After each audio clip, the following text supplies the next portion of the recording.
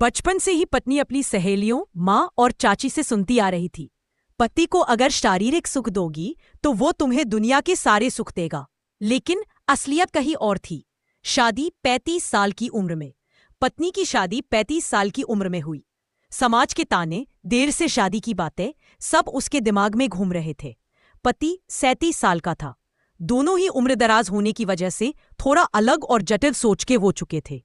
दृश्य 3। शादी के बाद का जीवन। शुरुआत से ही पति की कम आय एक बड़ी समस्या थी। वह महीने में सिर्फ 25,000 रुपया कमाता था, जिनमें से 20,000 रुपया पत्नी को देता था। लेकिन फिर भी घर चलाना मुश्किल हो जाता था। पत्नी को लगता था कि शायद शादी के बाद चीजें बदल जाएंगी, मगर हालात और कठिन हो गए। दृश्य पैसों के कारण झगड़े। हर महीने पैसों को लेकर तनाव और झगड़े बढ़ते गए।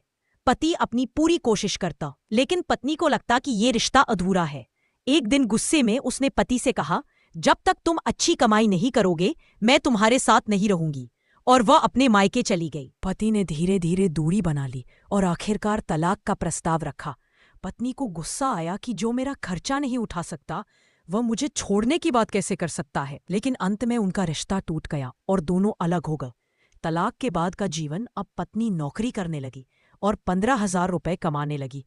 तभी उसे समझ आया कि एक पुरुष कितनी मेहनत करता है परिवार को चलाने में। पति की तरक्की। समय बीता। पति की तनख्वाह बढ़कर 86,000 रुपए हो गई। वह आर्थिक रूप से सफल हो गया, लेकिन तब तक रिश्ता टूट चुका था। पछतावा और सीख।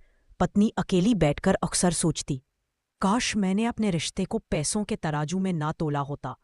असल में रिश्ते का आधार पैसा नहीं, बल्कि प्यार, सम्मान और समझ होना चाहिए।